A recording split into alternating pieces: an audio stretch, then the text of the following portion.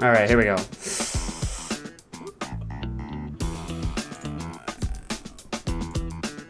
Oh my goodness. Hello, everyone. We had no technical difficulties whatsoever. That never happened. Been here the whole time. Don't know what you're talking about. And it's magical to be here. I'm your host, Tong Law for Talking Tuong, joined here by special guest Taylor Fleming. Hey, buddy. Hey, man. Honestly, I really hope we don't run into technical difficulties again. This might be a really hard cast otherwise, and that would be a bummer to me because I can't wait to talk about this stuff with you. I think it's going to be a fun episode. Yeah, so today's episode, we're recapping the month of July. July, that's correct. Before we get started, if you don't know already, Talking Tongue is the Facebook live stream show where we bring the news to you in case you live under a rock. Where like you don't have Twitter, you don't have Facebook. Well, you need to have Facebook to watch the show, I guess. Or just No, you can. It'll be a podcast. You're too. right. You It can- is a podcast. In case you don't have any of that stuff, that's what I'm here for. But I need the help. I need the help of a fellow nerd such as Taylor Fleming. That's So right. we're wrapping. Wait a minute. Yeah, that's right. You heard me. We're rounding up July here. So what we have on today's docket is Spider-Man: Far From Home, The Lion King, and San Diego Comic-Con. SDCC. SDCC. I feel like Also, I can't see your yeah. face, tongue. you can't. Oh. You should be able to. I think you should be able to. Everything looks Oh, good on maybe my I just have to hit the button. Maybe you have to refresh it because it is a new window now, right? It's Technically, true. it is a new whatever window. Okay, so let's get into the nitty gritty here. I want to talk about the news that's come out this month that has nothing to do with the topics that well, maybe a little bit with San Diego Comic Con. Starting with The Walking Dead being over. Now, before we got cut off, Taylor, you're talking about, do I still read The Walking Dead? The answer is no. I haven't read Walking Dead since the I don't even know what saga that is. It's the one where the spoilers, people wear the skin of the walkers. Oh, yeah. You know See, what? I didn't even get that far. I think that's the current thing happening on the show right now, but that's where I got to. It was good. It just got really samey. That's the thing. Yeah, Yeah. fair enough. So I wasn't really invested in it anymore. It's like, yes, we are the monsters. We get it. Yes. The Walking Dead movies is happening in full force, so that's Yeah, and they're going to interesting. theaters, right? I thought they were just going to be direct to like AMC. Yeah, no, they're going full on theaters right now. Next thing, Stranger Things season 3 hit, which feels like a million years ago at this point. Although I just finished it. Well, it took Maybe. place in the 80s. Yeah, but it feels like it came out like 2 months ago, but it really only came out July 4th, which is kind of crazy to think about. Did you have any attachment to Stranger Things at all? I did. I was really into it when it first came out. The second season, I don't really remember, and I'm 2 episodes into the third season, but I haven't got Yeah. around to finishing it yet. I'll say that it's good. I think it's better than the second season. I will say. I got that feeling from the Yeah. first couple episodes. I, It interested me more, but I wish Sean Astin was still in the show. right. I love Sean Astin. Right. So what else? Little Mermaid news hit the floor this month too, Yeah. and that Was was it, and that was probably just like what universally loved. yeah, that's right. Nobody had any problem whatsoever of Ariel being played by an African American person. Nobody So whatsoever. nobody had a problem with the fish lady Yes. not being. Yeah, it was super weird. I think it's whatever. I think that's great. Yeah, Yeah. do that. I was thinking make Wolverine black one day. Make fucking I don't know, Reed Richards an Asian person. I don't think it matters. No, not really. Yeah. Um, as long as they're Just how about hire the best person for the job? yeah, that sounds pretty good. Except Scarlett Johansson. So, oh yeah, Scarlett Johansson maybe a little problematic when it comes to that kind of stuff. Talking about this news is completely scattered. My strategy every month is when news hits, I just write it in a little notes document, and that's it. So this one says Switch Lite, where the Nintendo Switch is getting a Oh, I big- thought you meant you mixed up like your your honeydew list, and you had to like change a light bulb. No. The Nintendo Switch Lite is coming out. It looks kind of cool. It looks like a Game Boy. Longer battery life, is that one? longer battery life. However, the regular Switch is also getting an update too, with longer battery life. So Oh, I don't know what that's all about. Um, they just improved the technology within the base model Switch, so they're making that bad boy last longer. Mulan had a new trailer come out, which I mm. think looks badass as fuck. Yeah, Uh, that's probably the only Disney remake that's actually piqued my interest. Just in mm, terms, they're doing something different with the story. We can get that's into it later, we but can get into it later for sure.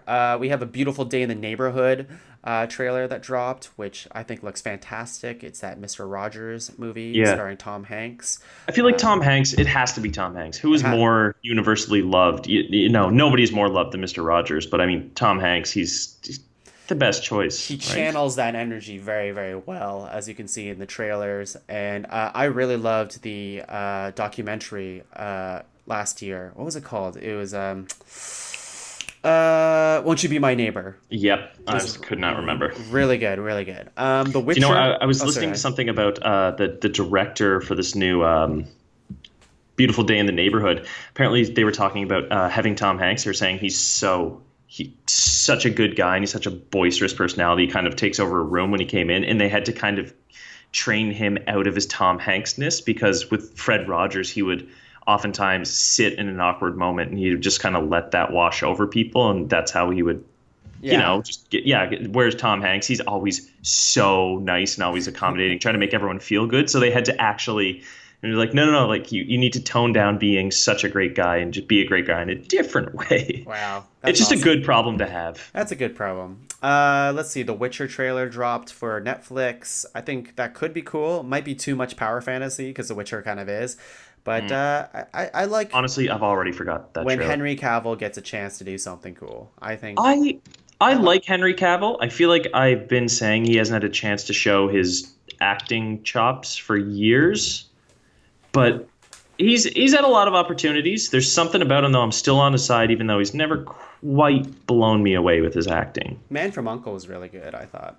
Oh, I didn't see that. Yeah, it's good. Jojo Rabbit, the new Taika Waititi movie where he plays Hitler. I just saw the trailer. It looks hilarious. I'm on board. I like He Taika could do no Waititi. wrong. You Yeah, can do no exactly. wrong. Zombieland 2 trailer dropped. You I can do wrong. I don't know how I feel about it. I was really excited about the news of Zombieland 2, but it's just probably one of those things where you just, well, I don't know who Were I you can't. excited about that news in say 2011, maybe? Maybe, yeah. I didn't need a sequel to that movie. I Oh. really didn't. So we'll see how this goes. I'm happy the whole cast is back together, of course, but I don't know how you recapture Zombieland or make it better, truthfully. Yeah, But I don't think you do. the Lighthouse trailer dropped with Willem Dafoe and Robert Pattinson, which looks awesome. It Yeah. looks fantastic. Well, I were you cannot a wait. fan of The Witch? I never seen it. I've never You seen it. what? I've Oh never man, seen so it. that's Dave Eggers' other movie, the last one he did, his first, I believe, and it was another A24 joint. It was amazing. One of my favorite of that year, one of my favorite horror movies lately, and he does a period piece and atmospheric, and he nails the tone and the time of the movie, and I'm excited to see what else he does. Yeah, it looks pretty rad, I have to say. And let's see, a couple more things. The Irishman, that's the trailer that dropped today. It's a Netflix movie directed by Martin Scorsese. Who? The Saisies. Marty. Marty. Starring your old favorites, De Niro, Joe Pesci, Al Pacino. Another Real quick, gangster. Yeah. which one of them is Irish? I think it's De Niro in this Yep, case. strong Irish name. Okay, Yeah. good. But it's very CG focused from what I've seen in terms of like de-aging. So Mhm. I don't I let me tell you something, Taylor. I'm Okay. always fooled by de-aging technology. I'm Even in usually Tron Legacy? yep. Until someone really pointed it out, I was like, oh, I guess so. But I will say right now, in the trailer to this movie, I got the uncanny valley thing. So I was like, oh my god, I guess I'm not completely Fooled. immune to this kind of thing. I just Uh, watched the trailer on my phone, so to be fair, it's pretty dark. I couldn't really tell, but yeah, I find with a lot of de-aging, it's hit or miss. it's the last shot that kind of. Am I still an anniversary something something? Says James. Yes, you are, James. Thank you for being back on. people at home might not know this because we've already erased the past. But James, we had a whole conversation with him about how he's an anniversary follower. So big ups to James Beatty for being an anniversary follower for Talking Tongue. Congratulations. What did you get him for a gift, Tongue? You get this episode dedicated to you. It's not much. No. Let's see. I don't want to touch on this Keep too the much. receipt, James. That's all the advice I can give you. I won't touch on this too much because I want to save one of these topics for probably August. But one of them is I finally got around to seeing Toy Story 4. We talked about it as soon as I saw it, and Hmm. all I'll say is I adored it. I really did. Yeah. I everybody had their qualms about making a fourth one. I said if it's the same people making 1 to 3, how can they go wrong? They didn't. It was great. It was fantastic. It was awesome. Really loved it. And It was a good. It was a good epilogue. I really hope they don't do 5. They probably will, but it was a great epilogue to that I don't story. know how you do 5, truthfully, but I hope they don't do it either. Once Upon a Time in Hollywood saw last night. I can have a whole fucking discussion about that and dedicate an entire episode just talking about this movie. In a good way or a bad way? I think in just a discussion way, but I will say Yep. right now, I really, really like that movie. I really did. It's a lot different. It's a mature Tarantino movie in the way that he's matured as a director, I would say, and his storytelling is very well crafted, I would say. See, I liked it. I don't know if I feel like he's matured as much. It feels to me just like a little more self-indulgent of a lot of his movies. I can see that too. I will say right away, I liked it way better than Hateful Eight. I didn't really like I Hateful hated Eight. Hateful Eight. Yeah, It was my favorite since Inglourious Bastards, but yeah. not to say it didn't top Inglourious Bastards. I have to rewatch Inglourious Bastards. That one's a little bit more. Well, that could be a Tarantino cast altogether. We could probably get into that another day. But Just I make sure to talk about Tarantino's black voice. And if oh you don't know what god, I'm talking about, give that a quick YouTube. don't Yikes. do that. Don't do that. Let's get into Spider-Man: Far From Home. Let's see here. I'll pull that up. Boom, Spider-Man: Far From Home. I'm gonna pull up some trailers too to coincide with our So, just discussion. a real quick for listeners, Tongue, do we do non-spoilers and spoilers, or do we just get right into it? I just want to brace the people. I think we'll start with non-spoilers and then we can get into spoilers. I mean, this movie's been out for a little while now, so it's not Oh really. yeah. I'm not really scared to spoil Spider-Man. If you haven't seen it, we're eventually gonna spoil it, so be warned, I guess. But I will give good warning for it.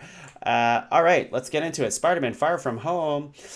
Taylor, this is the 8th Spider-Man movie that's come out since Raimi's Spider-Man back in Jesus. 2002. How old does that make you feel? Pretty old. I remember winning the original Spider-Man motion picture soundtrack on a radio contest, and I was pretty stoked on that. I Oh, was pretty young. Yeah. oh, really? Oh yeah. That's pretty cool. A Sum 41 song was featured in the I'll tell original. you, Hero by Chad Kruger and Josie Scott, that was my shit back in the day. Returning director John Watts, who notably hasn't done any movies that I have seen. I He was did just have you seen Cop Car? nope. That was good. Yeah. That was good. And then he did Clown, which was also shot in Ottawa, your hometown. Yep. Yeah, horror Didn't movie. I've never even heard of his movies until I started researching his done. He did Spider-Man Homecoming, I guess notably, was the other thing he did, which I really like too. Let's talk about Probably, yeah, my go ahead. favorite Spider-Man movie, maybe Homecoming. Ever? That or Spider-Verse for sure. Yeah, there's no contest for me. It's Spider-Verse. Yeah, Yeah, just not even. live action though, you know. Yeah, I that one I would have to think about a little bit. Probably Amazing Spider-Man 2, to be honest. Oh, right, I forgot. Yeah, yeah. New winner. Yeah, new winner, Garfield. Long live the king. Let's see. Spider-Man: Far From Home made a ton of money, as you probably could have expected.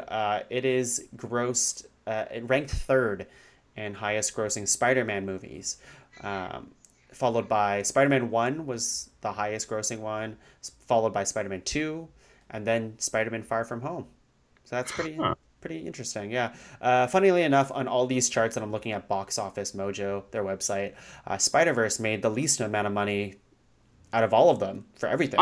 That makes sense though, because Yeah. I had to convince so many people that because I don't know what it is with that animated stigma that people are like, oh, it's just a cartoon. Like, no, you need to see this movie. Yeah, that bugged me so much. I remember telling people from work, I'm like, you gotta see Spider-Man Into the Spider-Verse, and they're like, is it part of the main canon for MCU? I'm like, no, and they're like, meh, I could skip it. I'm like, you motherfucker.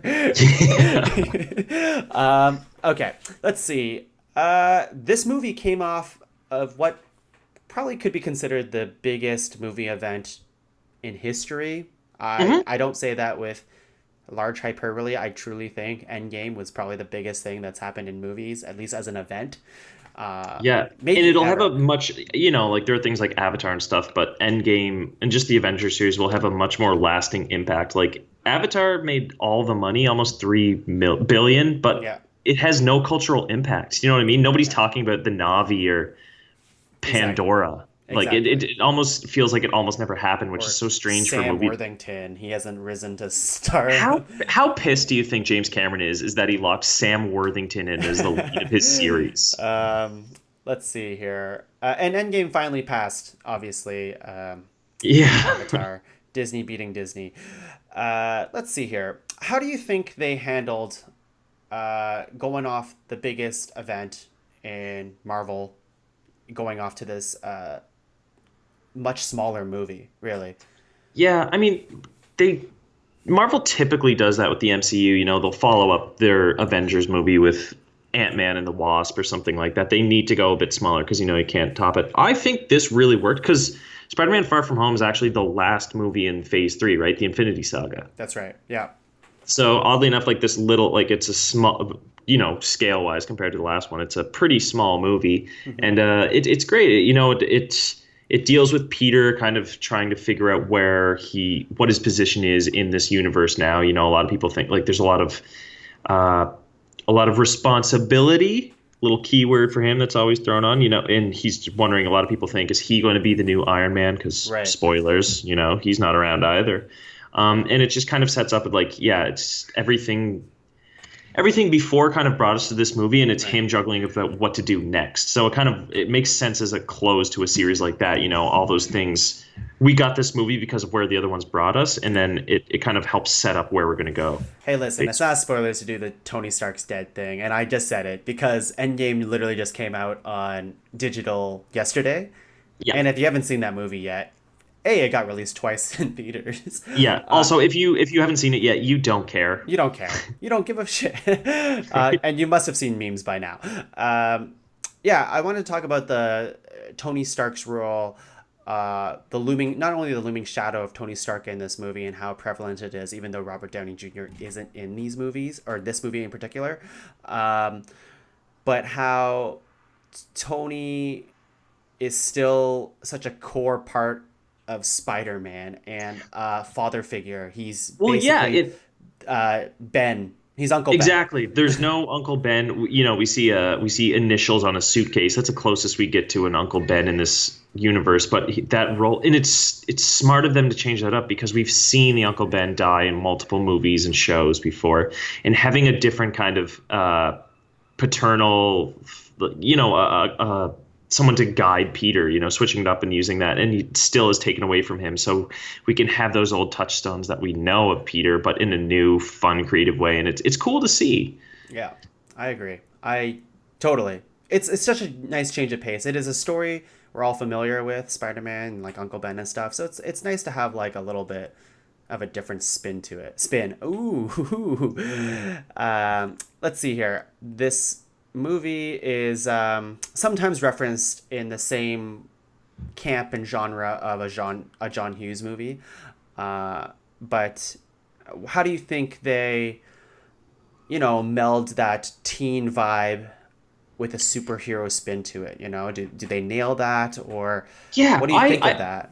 I think with John Watts movies, both them, especially the first one with Homecoming, more so, it had way more of a John Hughes vibe. But with Tobey Maguire and Andrew Garfield in their old Spider-Man movies, whenever the scenes with him out of the mask and it's Peter moping around, those I was always just kind of waiting for that to finish till he could suit up again and go fight the bad guy, because that's what was interesting. Whereas with these movies, I am just as, if not more, interested in the kids being kids and Peter just trying to Yeah. Yeah, it's captivating, and they're so good in it. Tom Holland and Zendaya in this movie. I get their relationship, their chemistry is so good. Because in the first one, whenever she did the reveal, "Hey, I'm MJ" at the end of the movie, Right. I didn't know how I felt about that. It was odd, but whereas this movie, like, it just works. There's that awkward. We can get into spoilers later with Yeah, that too, but definitely. yeah, it's just they are kids and they're just treated as kids. Like, slight spoilers. This isn't anything major, but I mean, picture the first time Spider-Man and Mary Jane in the old Tobey Maguire movies kissed. It was in the rain. He was upside down. They had that steamy upside down makeout that No was so one, iconic. yeah. And then in this movie, when Peter and MJ kiss, it is like when you were 14 years old and you just neither of you know what you're doing. It was so awkward, but I loved it because, like, right, they're kids. He's Yes. doing all these huge things, saving the world. He's just a Yes. kid. And I think Tom Holland's my favorite Peter Parker that I've seen, obviously live action. I mean, he's only going up against Toby and Andrew Garfield. I know, friend of the show Angus McDonald famously loves the Sam Raimi ones, but there is a Spider-Man's always been a kid to me in my mind, right? So up Yeah, until not a this, 32-year-old man. up until this version of Spider-Man, I it was like I kind of just let it go. But this one, he is a kid and he is dealing with very kid-like problems, right? Famously, Spider-Man can never get what he wants. Peter can never get what he wants because the duty always calls to him, right? And in this movie, Mhm. all he really wants to do is escape to Europe for just a class trip. That's all he wants to do. He wants to leave the suit at home and just be with his friends and ask a girl out. And that's all he wants to do. And I think it's very sweet, very tender. And I don't know. It's So, nice. sorry, speaking of the movie too, so that's all he wants to do, and then there's a few wrenches thrown in his plan. What do you think of some of the other characters that we got in the Yeah, movie? let's talk about some of those guys right now. We have, we'll save the villain for a little bit, Okay, but I want to list off some people here. Uh, Tom Holland, Spider Man. We have Zendaya. Zendaya. Jacob. I don't know how to say his last name. I want. Is that Ned? Yeah, Jacob Batalon, Ned. I always like Ned. I still think he's great. The man Uh, in the chair. Oh, I man, loved what they did with his character and Betty Brant in this movie as well. super funny. We have the return of Samuel L. Jackson, Kobe Smulders, Marissa Tomei, Jon Favreau, who has had a very interesting career, I have to say. I think we can talk a lot about Jon Favreau, but we won't. I'll just say that it's really great that to instill Iron Man in the series, you just have to basically hire his sidekick, quote unquote, to be, you know, Peter's Yeah. sidekick. It's funny how Jon Favreau's Happy Hogan just kind of slowly and sneakily kind of crept into, like, Yeah, our hearts in the movies a bit more. You know, in Endgame when he's talking to yeah, the little girl about getting her cheeseburgers and stuff, and you'd be like, "Oh my God, I love this!" he's And then he's a amazing. huge role in this movie as well. You'd be like, "Man, when did Happy Hogan become one of my favorite characters?" So we have James chiming in a little bit. He says, um, "Kids grow up fast. That's the problem with I guess, with these movies. That's the problem with films like these. You have to crank them out in quick succession. This is the issue with Shazam and why we deserve a few of these immediately." I could Do you agree mean with it. kids as heroes? What I don't know. I think he means that like Tom Holland is. I think he's 21, and I could be completely off, but No, I think you're close with that. yeah, he's around there. So the longer they wait, he's 23. So he's 23 and he's still playing a high schooler and he's playing it very well, but he is notably older than he was in Homecoming, right? Mhm. And that's the thing. I think it's okay because depending how they handle the third Spider-Man movie, which we'll talk about in a little bit, they could just fast forward time. Yeah, Yeah, it's true. Although John Watts has stated that he wants to do his trilogy all in high high school. school. Okay, so Yeah, so the next one would be him in the last year. You know, yeah, probably prom and right. just. Um, Although, yeah, we'll get into. I actually you have know, no idea how they're going to let's keep high let's get school. into it now because we have other topics we gotta would touch on here. Let's talk about Mysterio and Jake Gyllenhaal and what do you think about him as a villain? Gyllenhaal, Yeah, fantastic. Are we? It's it's kind of hard to talk about his character without Let's spoilers. do the spoilers. Mysterio. Actually, no, you already spoiled it. Yeah, You said villain. Okay, yeah, whatever. So I thought he was fantastic, and his acting in the first part of the movie, it seemed a little bit hokey to me, but I was like, I think this is on purpose. It's kind of like, did you watch Black Mirror? yeah. Oh no, Do you a little bit. Well, did you ever see the episode White Bear, where there's No. a girl and she's running through a town, and then it feels that the whole thing is orchestrated and they're being punished? But everything, the first time we saw that episode, we're like, this feels kind of not good. Everything seems just slightly off. And then you found out the whole thing was a ruse and it was all off on purpose. It was the exact same thing I was thinking Gyllenhaal was doing. And whenever the turn finally came, his heel turn, and revealed he's a villain. I'm sorry, people, this isn't a big spoiler. No. But yeah, then his acting just went through the roof. He's so good in it, and all the things when he was just like a little bit stilted, saying cheesy lines and stuff at the beginning of the movie, it was because it was all fake and he was putting Yeah. on a facade. And I was like, that just it He's made he's the whole thing acting. even better. Yeah, His exactly. character is acting. He's acting that he's acting in a movie. Yeah. It's yeah. I always think that's interesting. I'm gonna do it for my family, my dead like my dead wife or whatever his dead kid. Like just Yeah. it's just so funny. I love the how Mysterio plays into this movie, not only for Peter, because Peter sees so much of Tony in him. Yeah, Uh, because he literally made himself look like Tony Stark he too. looked like Just Tony. little. Yeah, Exactly that was those little things. But I just think where it's kind of you can think about it in this way that they made this movie slightly political in the way that like people will believe anything. People will believe anything in this world right now, and I think that's kind of cool that they kind of put that little bit. They didn't go crazy with it. They just put that there. And Mysterio is such a good character to have that message come across with. And all of the effects in this movie, I mean, he's a movies effects specialist, and I love how they retconned and put Jake Gyllenhaal in basically the scene of Civil War when they introduced this technology. So barf. I thought that was so smart. Yeah, barf, exactly. Yeah, and I think him talking about the multiverse, although I think the multiverse is still real, Mhm. was really really neat too. Just him interacting with. Let's talk about. I mean, I'm jumping a little bit back and forth here, but Nick Fury also not acting like himself in this movie. For good reason. Yeah, I don't know how much we want to say about that. Well, I think it's just all speculation for the future, right? I mean, at the very end of the movie and post credits, it is revealed. Well, there's two post credits. One of them being that Nick Fury and Maria Hill throughout the entire movie were just Skrulls. They were played by Ben Mendelsohn's Talos and the other one. I forget her name. His wife. Yeah, his wife, whatever her name was. And I think that's just interesting. It's an interesting choice to just do that in the movie. Yeah, do you think they're gonna go with sword, like Yeah, the this. intergalactic kind of shield? Yeah, for people who don't know, sword is yeah, exactly. Just space shield is how I envisioned it. Really, I didn't know too much about it until I did some reading on it. Yeah. Well, Yeah, you and I have been speculating about where we think it might go, the MCU in the future, and we both discussed Annihilation, yeah, and maybe it's something like that. Because if you look at the Phase 4 lineup, which we'll get into, I mean, it's very heavy with yeah. phase or cosmic elements. I mean, the other phases were too, but this one, there's a lot of cosmic stuff. So I think Right. there's something, maybe it's Galactus, maybe it's Nihilus, maybe it's I don't know, Yeah, Nova. I think Yeah. it's Galactus. Hopefully, that'd be cool. Like Big Bad, that's not Thanos. I think it's Galactus. Mhm. It's really this is a complete side note. I know I just went for Mysterio, and I'll go back to him in a second.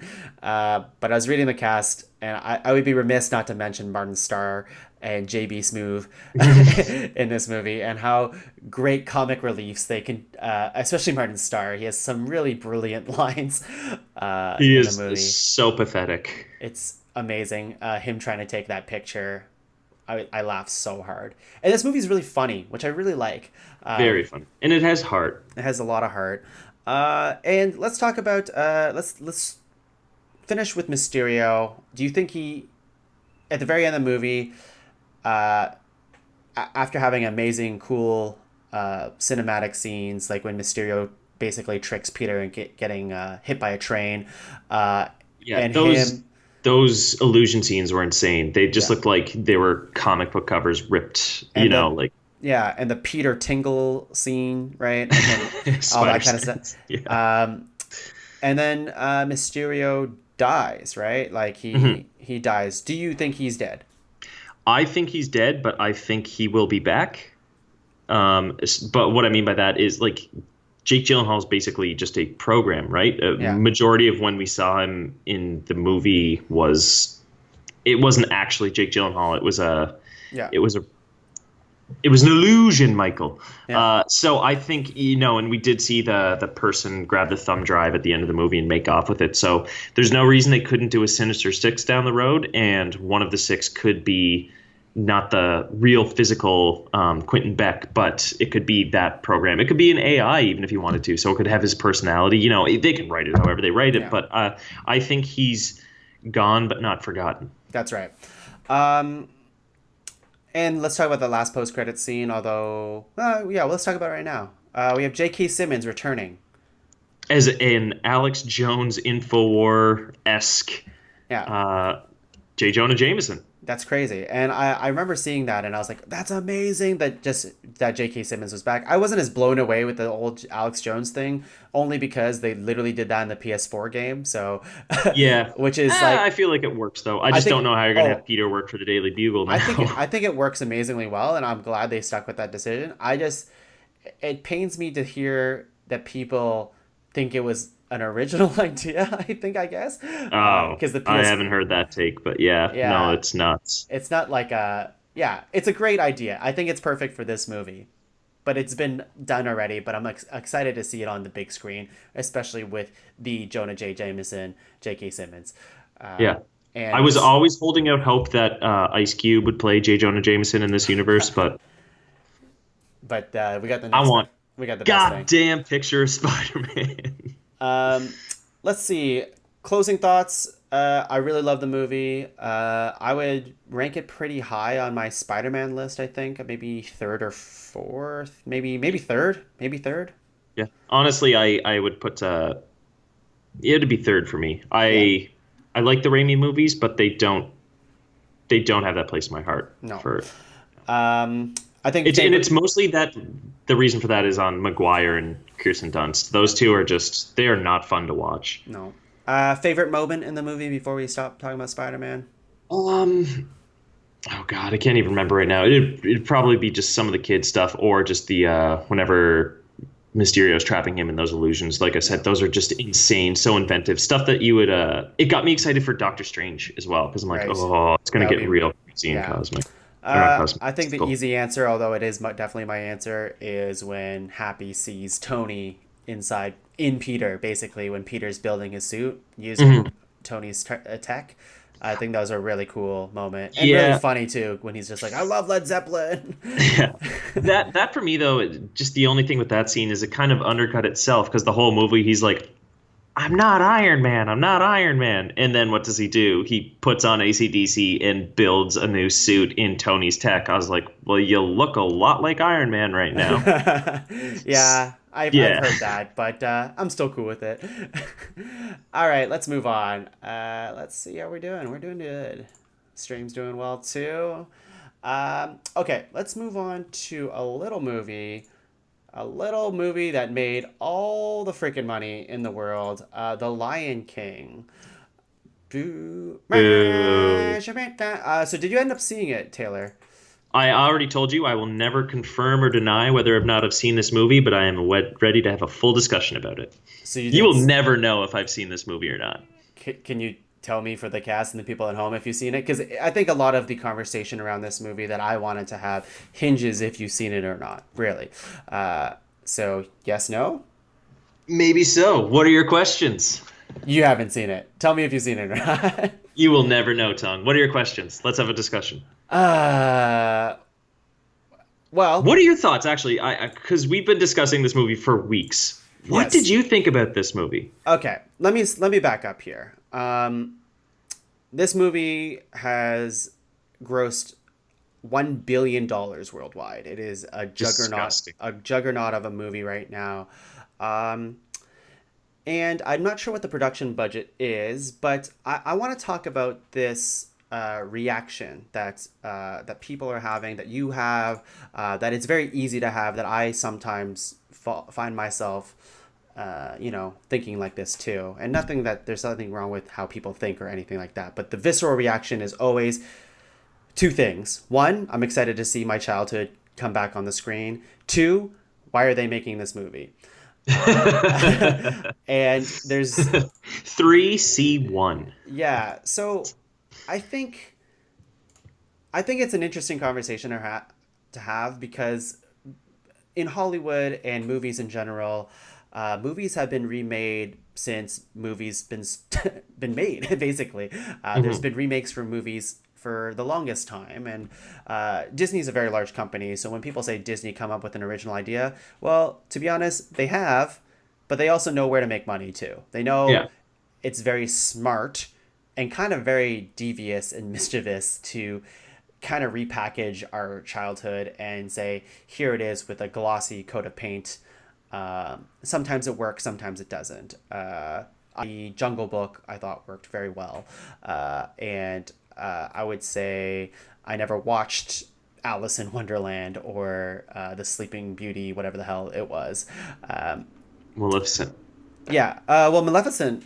Actually, funny enough, the Nailed it, by the way. Maleficent trailer for number two looked kind of good, and then I looked to Laura and I was like, "Do I have to see Maleficent one now? I don't know. What's my See, problem?"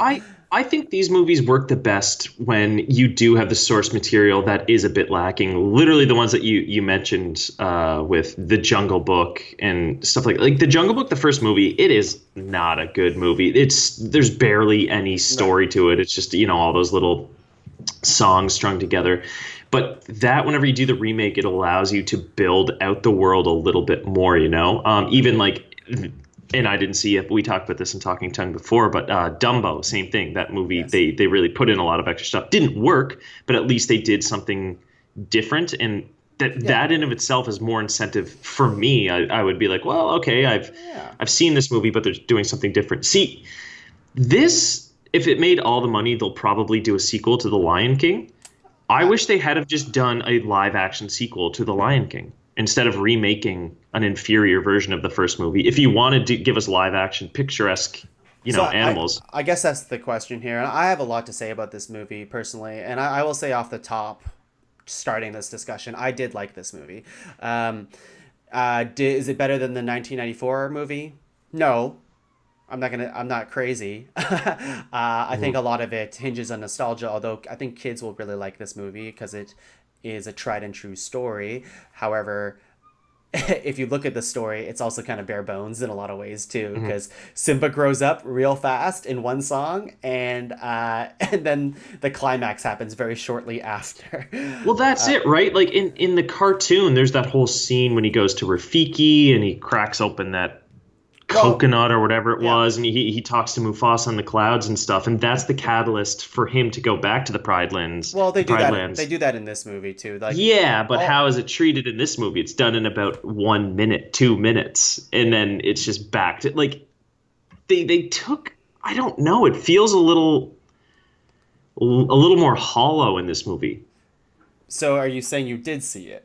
I'm not confirming or denying whether or not I I've seen this movie. oh, you're driving me nuts. I Okay, know no. I knew this would kill you. I Um, apologize, but I am not sorry. um, I know you haven't seen it, so that's kind of where I'm at with it right now. And I think the reaction, I suppose, because I've seen Aladdin, and I really liked Aladdin too. And I think if you look at it in the, you, when I go to these remakes at this point, I'm really there to, yeah, I am there to cater to my nostalgia. It's an easy time at the movies because I know these are stories that I like, and I kind of want to see what they do with the songs, which is a very strong part of the movie, and how can they show me this movie a little bit different, and I think for the most part it succeeds on the back of the technology that they use in this movie. I think the animation is probably the best best animation I've seen in a movie, truthfully. Yeah, just photorealistic. It's very photorealistic. Of course, there's stuff that like I read into that like they have to be somewhat measured when they make some lions talk or some animals talk, and Mhm. how they do depict violence and that kind of stuff. But by and large, I think it was incredible to see photorealistic lions and photorealistic animals interact in this world with this story. I would say that was the strongest part of this movie. So I really like that. See, I'm going the other way with that though, is because they're photorealistic. All these animals lack the expression. Yeah, just the express like what we love about the first movie is Simba having a shit-eating grin, or just somebody Yeah. Pumbaa smiling. You can't do that in these movies. You lose such an important part of what made the first so good. So the I see. I don't. I agree that the expressions in the animated movie make these characters a little bit more rich, I suppose. But I would say that it didn't bother me in this movie. Like it would bother me more if these real photorealistic animals had those type of expressions. I think, Oh, I know that would be yeah, terrifying, that would but be that ridiculous. just kind of then I'm like, then what's the point? Because like also in the original, the I just can't wait to be king. The colors, it's splash and all these kind of tribal and African looking designs, and whatever that Scar song is with the Be, Nazi hyenas, yeah, and like be all the prepared. Yeah. green. Yeah, be prepared. Thank you. All that like the colors go wild, but they don't have that in this movie. And like that, it's just Yeah. those things. I'm like, man, some of the most iconic and like the best, our favorite parts of those movies. And again, just back to the expressions in the animals. This movie doesn't have any of that. That's the thing is like that's what makes it different, right? Like, They, and if but you they, think that makes it worse, I that's completely I like I said, I think the cartoon version's better in that respect too. But I think this is such an interesting part and how to depict it that it doesn't bother me really, not at all. yeah. See, yeah, I just feel like they kind of sacrificed a lot of the best, the best elements of the original movie Mm, for the photorealism, and I don't think the trade-off was worth it. Having said that, like I was saying, I was like, if they had have just done a sequel, not even necessarily like Simba's Pride or whatever the name of that sequel is, mm, but like if they had have done something different with it, yeah, I don't know. Like obviously the original's still there. This doesn't take away from that, yeah. but this doesn't add to me. It No. doesn't add anything. Sure. And that's where I will agree is that yes, these live action remakes do not add anything. But I think I guess just go back to my original point of like, yes, maybe the problem is that we live in an era of remakes, and that's why people are angry about it, which is completely valid. Well, I mean, But the I, original Lion King is Hamlet. I'm not mad at that. yeah, It's just I it's the just, way that you choose to reinterpret or interpret something is it either stands up or falls down. yeah, and here I don't think it falls down. Yeah, I really don't. I don't think this is bad. I just Yeah. think it's pointless.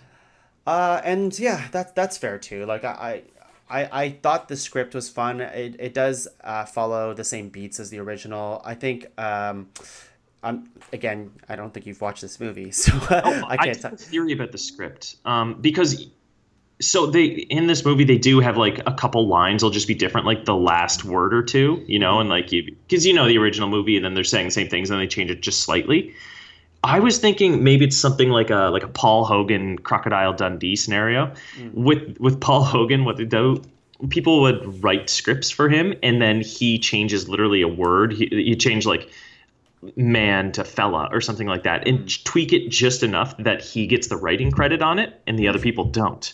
So I know for a fact that Disney didn't pay the original the writers or like the storyboard artists and stuff from the original Lion King, Yeah. which they used all of that for this movie. But I'm like, because they did tweak it slightly here and there, and I wonder if that's what them just doing that so they didn't have to pay them. So you did watch it.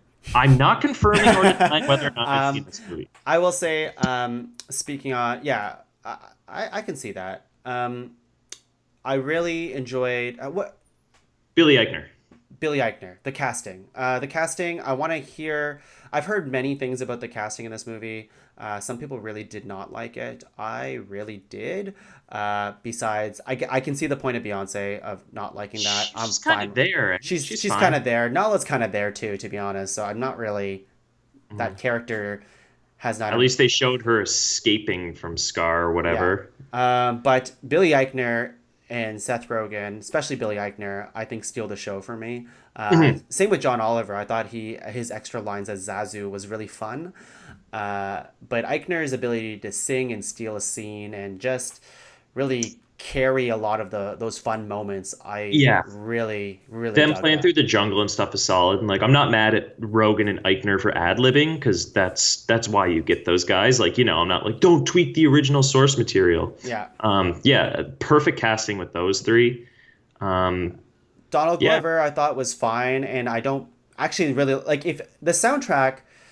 I guess I'm jumping right now, but I think the reimagined versions of these songs, they're not totally reimagined, but hmm these new songs, I really dug them. I mean, they fall really closely to how the originals play out, but with a couple different beats and a couple line changes here and there. I think it sounds good. I hmm know people did not like, or at least Laura really didn't like the Chiwetel Ejiofor's "Be new. Prepared" song. hmm Um, I liked it, Maybe but it's because it's there wasn't green smoke and lava. Just yeah. saying. I like no, she just didn't like how because he No, I'm sang just it kidding. different. He I'm sang just it kidding. differently, Yeah, right? Jeremy Irons does a completely different job with that song. I liked it, but yes, the original "Be Prepared" is way stronger too. Um, let's see. I think yeah. Oh, here's a question for you. Did this movie do anything better than the original movie did to you? um, I mean that's I think that's a hard I think that's conversation. my answer right I think that's a hard there. conversation to have. Like I said, I think like the script is the script, so I'm not gonna hate. At the very worst, it's the Lion King. That's what I knew going into this movie, and Mhm. I knew I liked the Lion King. So unless they completely butchered that part of it, then I would hate this movie. And I still came out liking it because I liked the Lion King story. I Uh, did still think it was weird when Simba had his duet with Little Uzi Vert. I was like, that was kind of weird, but okay. mm, Where did that limousine come from? But whatever. I think Hakuna Matata. No, I was gonna think like some of the Simba, Timon, and uh, Pumbaa moments. I think were a little stronger in this movie. But that's because probably there was a half hour more to this movie than the original movie. Yeah, which is weird because they only took out one song and added one song, and it's a half hour What longer. song did they take out? Uh, I don't even remember off the top of my head. I just know that they added the one and one of them was dropped. Yeah.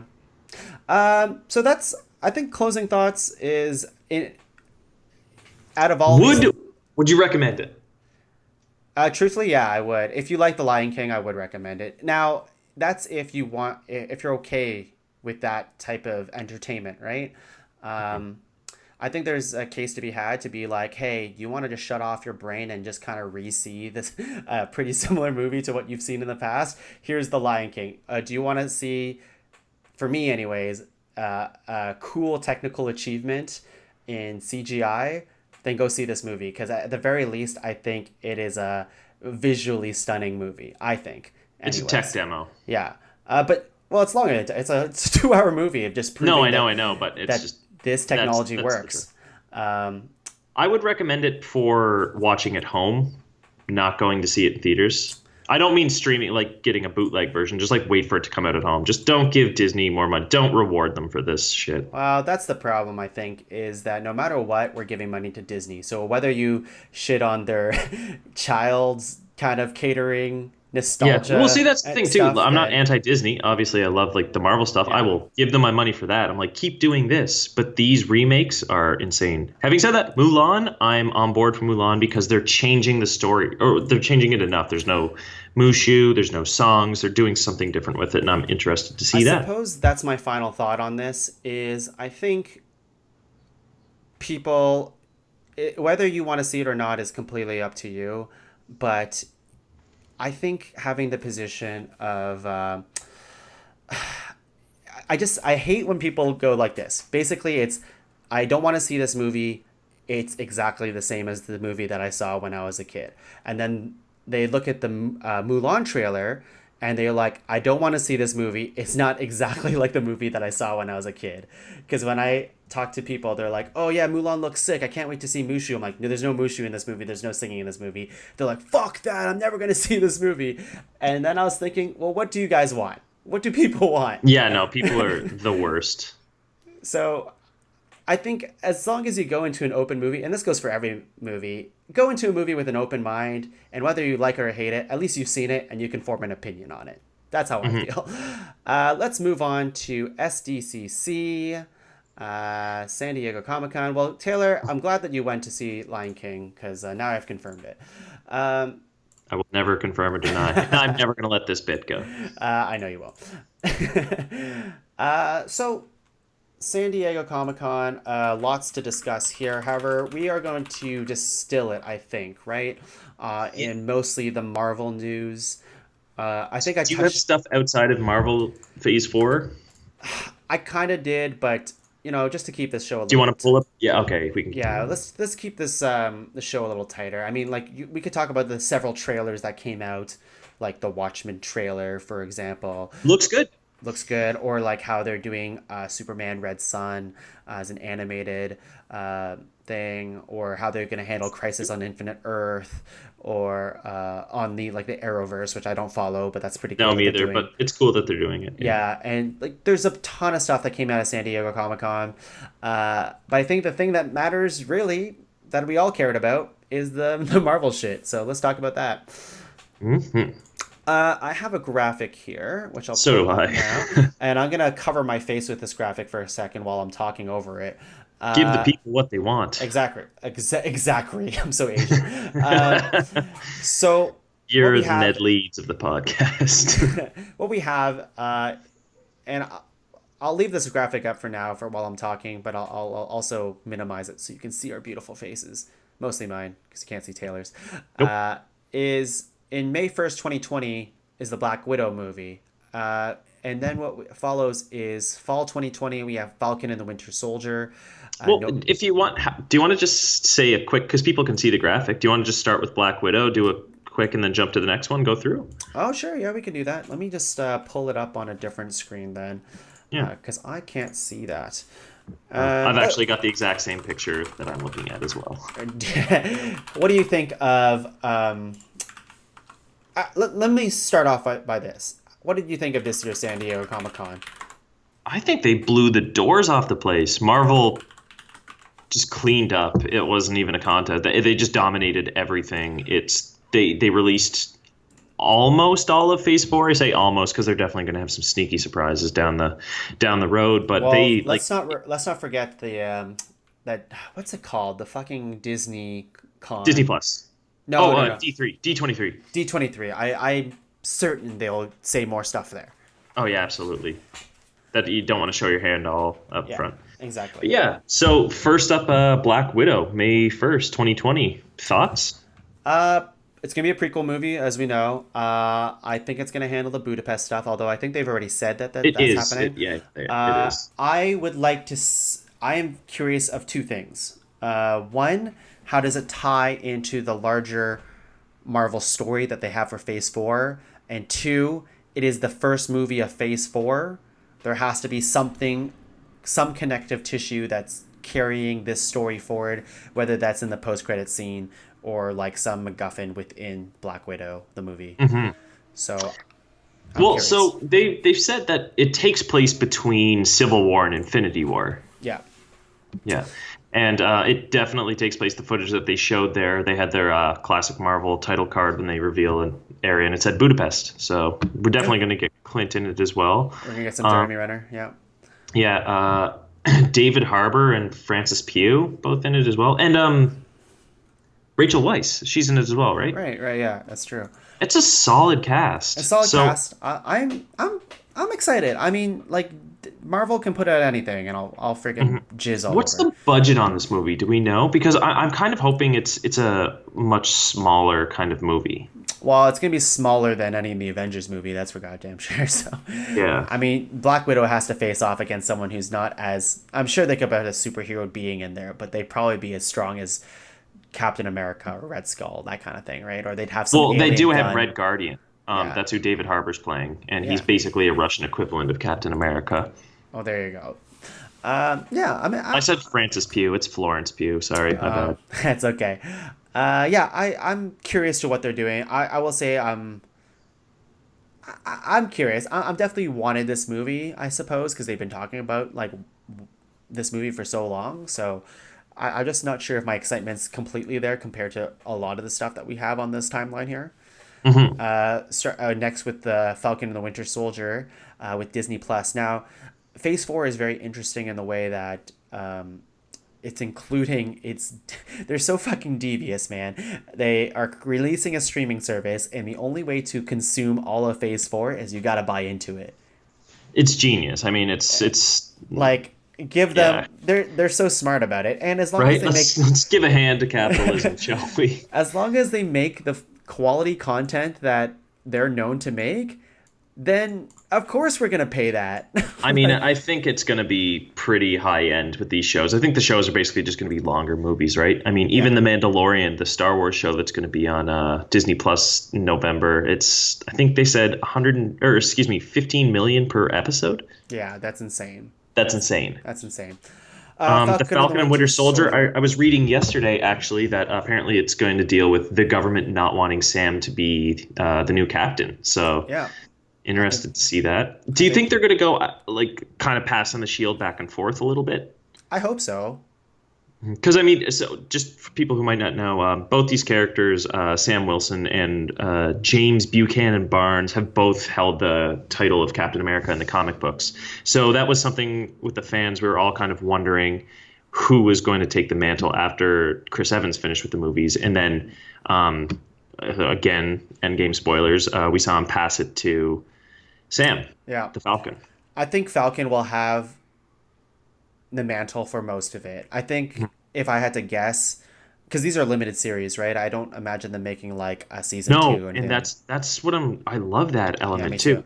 too. So what I imagine is that it is the series is about if Sam is worthy to carry on that mantle, and Bucky kind of picking up after that kind of thing. Maybe I he'll feel hold it like for a little Bucky's bit. kind of. I feel like Bucky will be not quite training him because I don't know if he needs to be trained, but in terms of just he grew up with Steve and he knows Steve better than anyone. And Yeah. I've had this discussion with a couple people. I 100% think that he offered it to Bucky first, or at least had the discussion with Bucky about who should take over the thing, and they decided that it shouldn't be Bucky because in the MCU, you know, Bucky like he did murder Tony's parents and stuff. Yeah. It wouldn't be the best person to hold the shield in this universe, but I think he definitely went through it because some people are like, I can't believe he just did that right in front of Bucky. I'm like, well, Bucky knew his plan. He said, I'm going to miss you. He I think they'd had the discussions about That's that. interesting. I never really. I guess I could believe that. I'm. Right? Yeah. Well, because when Steve's leaving, like he gives him a hug, and he was just supposed to go take the stones back and come back, and that's when Bucky hugs him, and he's like, "I'm gonna miss you," and he's Yeah. like, "Okay, well, he knew he was gone," and it's like, "Well, if he knew what he was gonna do with the shield," and Well, yeah, and I think maybe Steve is like, you need to be there, like help him, just help. that's fair. From that moment I was just thinking Captain that always needs a Bucky. from that moment I was just thinking that he knew that he was going to be gone for a while. No, but in that, remember their time travel, he would be back in 3 seconds. You're right, right. But I mean, like that he wouldn't be back right away in the sense that he'd be back as himself. Like I Yeah. think he knew he'd be gone for a long time. I don't know if he knew in that moment what the plan was.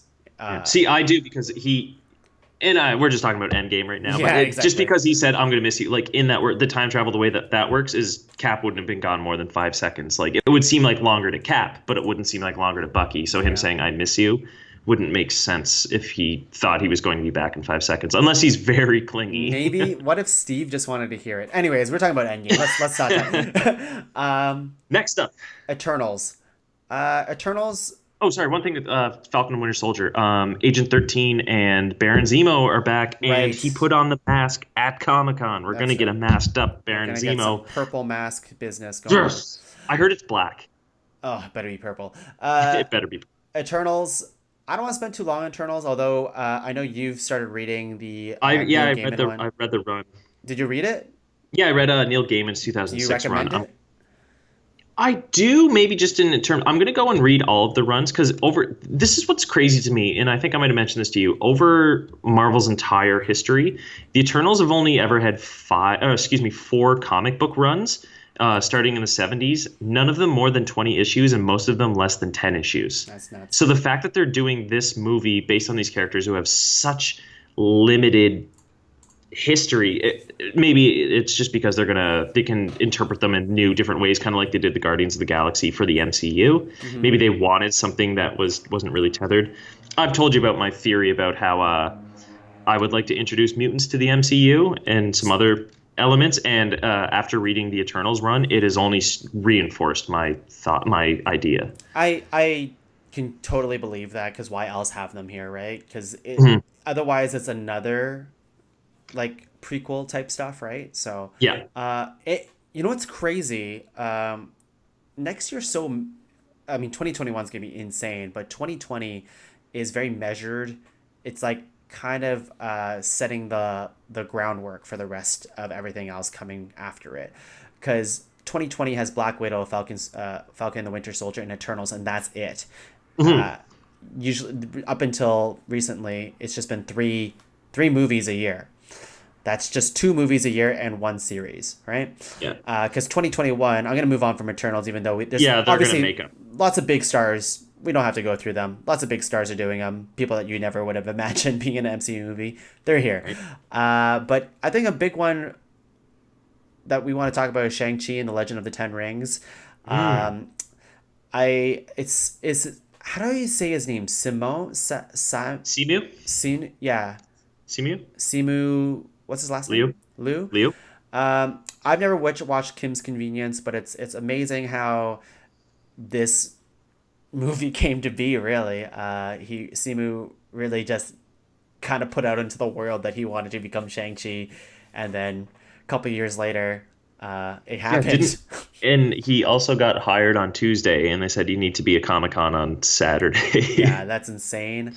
I, I love the subheading for this in the Legend yeah, of the Ten Rings. That's what I like about the reveal. It wasn't just we're doing Doctor Strange too. They gave us these titles, but Shang-Chi, and you're like, well, what's that about? And the Legend of the Ten Rings. and Oh, you're like, so the oh, Mandarin's going to be the bad guy now. Like they gave us more than I thought they would, way more than I thought they would. yeah. And for those of you who don't know, Shang Chi is a master of martial arts. And that's his thing. Like he's not a super powered being or anything. He's just Well, really good. I don't know what version they're going to go with, but they have kind of given him powers in recent What was the years. power that he had? It was like fuck, what He, was it? He was able to do something. it's it's some weird like martial arts thing again. I don't know. Just keep talking and I'll look up his power. Okay, I know they gave him one power, but I don't know if they'll go with it. I hope they don't because I want to keep it pretty grounded. Although the Ten Rings, that the Oh, Mandarin. after an exposure to cosmic radiation, Shang-Chi was able to create an unlimited number of duplicates of Oh right, himself. he was basically Tien from Dragon Ball Z. Excellent. No, I hope they don't do that. But the Ten Rings themselves that the Mandarin holds, I hope he can have some of that. I guess those kind of powers, wear them. Isn't it funny? Tony's dead, and all these movies are still just like almost Iron Man sequels, like Yeah, Spider-Man: Far From Home, Shang-Chi and Legend of the Ten Rings. yeah, Sorry, I say that just because the Ten Rings they've been introduced literally in the first movie in the MCU, yeah. and they were the Iron Man 3 that was all about that. Turns out it was up front, but now we're getting finally getting the real Finally Mandarin. getting Mandarin. Probably going to be Shang-Chi's dad because Fu Manchu, they don't have the rights to, and he's a problem, so let's not go there. Yeah. WandaVision, spring 2021. I'm Uh, possibly more excited for this than most things here. really? Yep. Yeah, I'm curious. I would say I not really, to be honest, but I would watch. I'm gonna watch all of these. I'm not. Yeah. But WandaVision, it's in a post Endgame world, and I guess it's how Wanda is coping with the loss of Vision, right? Mhm. But I think Vision's gonna be in the like either I'm not sure if it's a flashback thing or if she creates Vision. I don't know. Yeah. She's Well, so just a couple things with this movie. Things that they've said is that we're finally going to get the Scarlet Witch in this movie. She's finally going to get because that's the thing. She's always just been Wanda. She hasn't had a code name. series. Yeah, yeah, seriously, Yeah, sorry. not movie. But so I think just what that means is she's really going to tap it. And for those of you who don't know, Wanda Maximoff is one of the most powerful beings, formerly a mutant, Axis retconned it, doesn't matter, but one of the most powerful people in the Marvel Universe. At one point, she just whispered the words, "No more mutants," and she wiped out 95% of the mutant population in the universe just with those words. Like, she's insanely powerful. Yep. And another thing that I've heard about this theory, or excuse me, this series, is that it's going to be kind of a 1950s setting. That's the first rumors, and that makes me think of Tom King's Vision run a couple of years ago, which was huge. It won a bunch of Eisners. Really, really good 12-issue run. I recommend you read it. But then I also heard that every episode of this show is going to be a different decade of a sitcom. So it's going to start in the 1950s, kind of like a Leave It to Beaver, and then we'll get kind of like a 70s, one, an 80s. And I don't know if that's true. Awesome if so, if not, whatever. But even if it is just the 1950s, I think what's going to happen is that Wanda, again, they said that we're really going to get Scarlet Witch, so she's going to do some shit in this one. And I think in her grief after Endgame and Infinity War, she is going to use her reality manipulating powers to bring Vision back, to give herself a kind of idealistic life that she always wanted. And then as the story goes on, I'm sure it'll find out this isn't right, and she'll probably just turn everything back later on. But also to that, because that's what I was thinking, I think the name WandaVision isn't Wanda and the Vision. It's her having this reality warping thing and seeing what it would have been like. So the Vision is alluding to her vision of a perfect world. Ah, cool. Yeah. I like that. So there's a lot of ifs and maybes. I don't know. That's just why I'm excited for this, because there's a lot going on, and she's fantastic. Yeah, Elizabeth Olsen. I agree. I now that she doesn't have her accent. Yeah, exactly. She dropped it pretty quick. We'll just keep breezing by through these. Doctor Strange: The Multiverse of Madness. I think that's what I'm most excited for. Although that's not true. There's another one I'm excited for. First horror. First horror. We know there's a multiverse. It has a fantastic name. I'm just generally stoked about it. It's gonna be. Do you know who's going to be a big part of that movie as well? Who? Scarlet Witch. Oh yes, that's right. She is. Yeah. And she's perfect for something like that. And that's coming right off the heels of WandaVision. Yeah, that'll be really cool. It's so integrated. It's crazy how they're doing this, but I'm excited. Then we have Loki.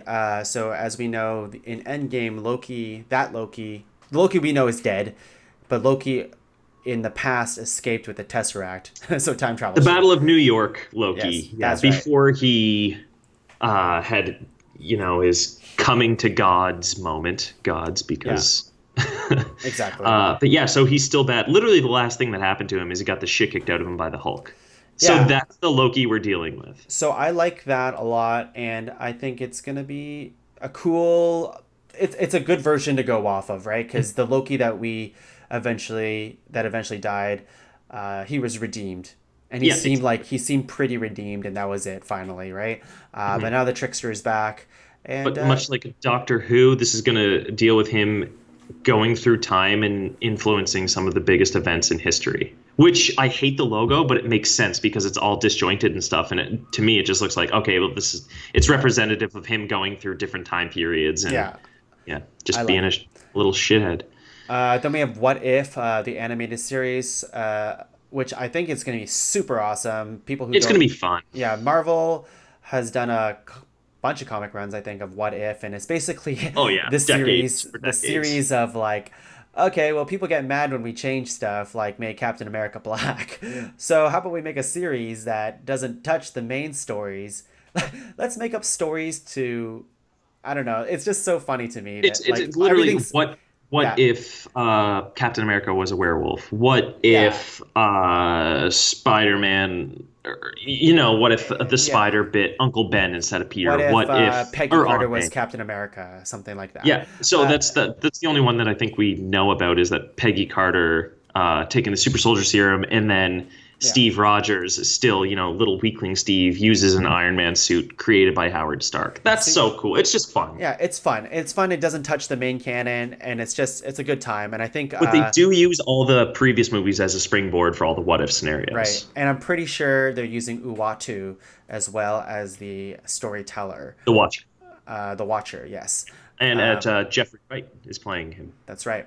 Next we have Hawkeye, which I honestly, if they fucking do this story, I forget who makes the comic. You lent me the Matt comic. Fraction? Yes, if they do that Yeah, well, story, they used the Matt Fraction logo, but it's weird that they did that because that's one of my favorite comic book runs. But with our super serious emo sleeve tattoo, bad haircut, Clint Barton, I'm like, is that are they going to give us? No, I don't they're see gonna- how they could give us Matt Fraction fun and they're gonna change him again, right? Like that was what he looked like in Endgame, but like they're gonna make him look.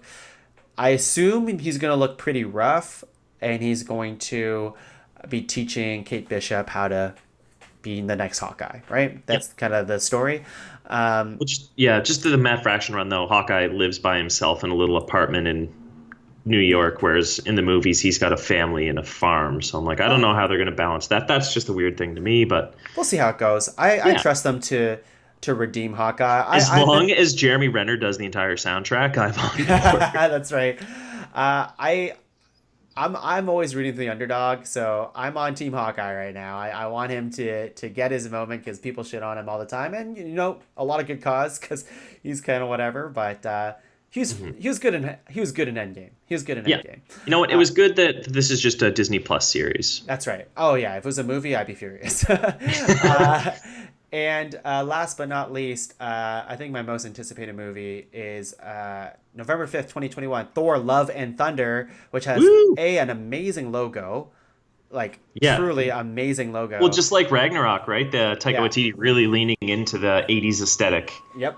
And Like this looks like some He-Man and the Masters of the that's Universe. exactly, and it has such an amazing title. I remember reading this off to Laura, and she's like, "Love and Thunder." That sounds like a terrible name, and I'm like, "That's perfect.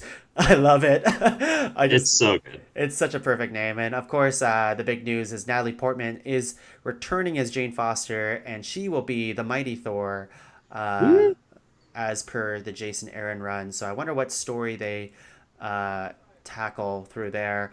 I don't think she's. I think it's going to be a largely original story. Yeah. Just because, well, like Valkyrie is going to be a huge part of it. Valkyrie is the new King. as Tessa Thompson said, the new king of Asgard. She'll be looking for her queen, which that didn't factor in.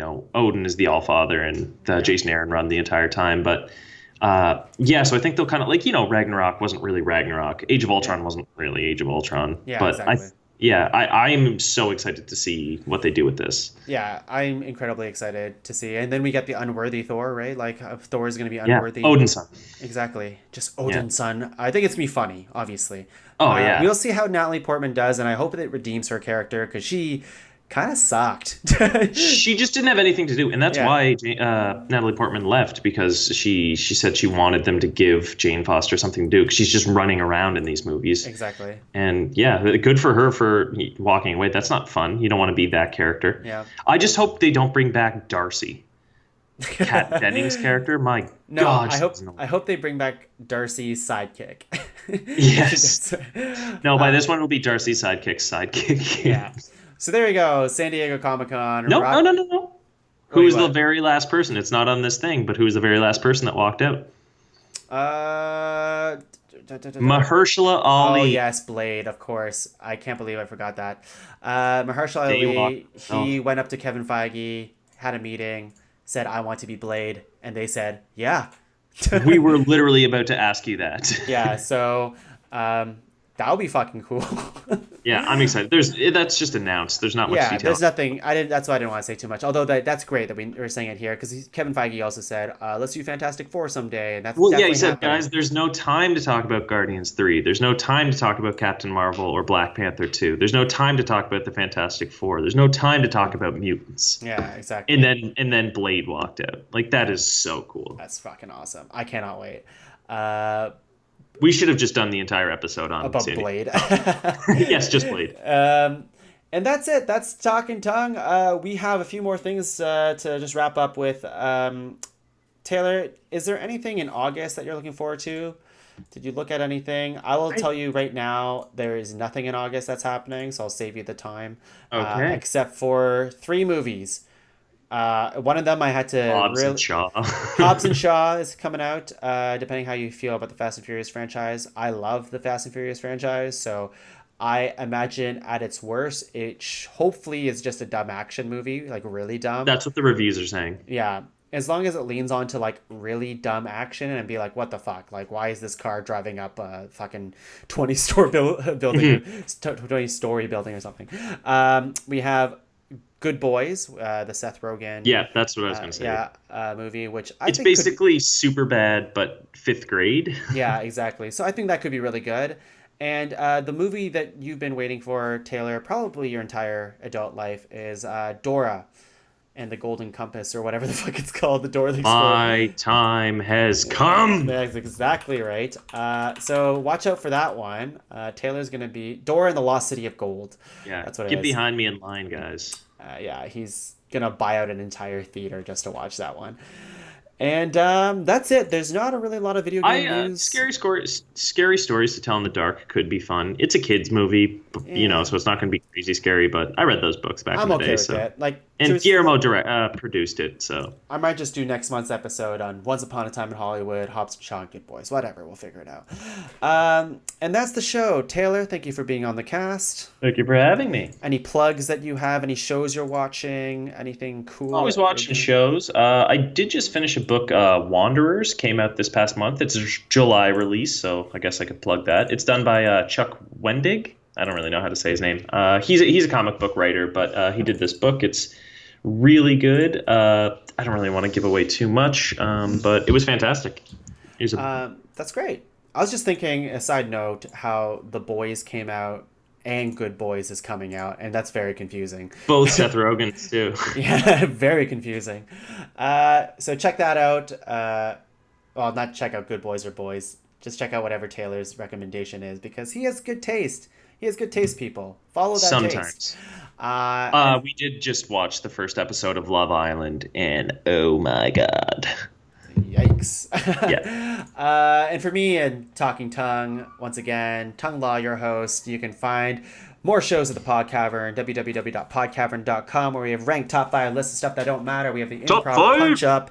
We have Cinema Saves the World, and Pod Cavern plays occasionally. So tune in for shows. The Pod Cavern is getting a big shakeup in the fall because Leslie's moving away. So we're going to have to change up show schedules, maybe adding more shows in. So who knows? Taylor might have his own show one day. We'll find out. Yes. And with that, yeah, you're like, finally, my time is to shine. You're scarred. You are scarred. Exactly. My plan to eliminate Leslie is all Yeah. coming to fruition. It's very scar of you, Taylor.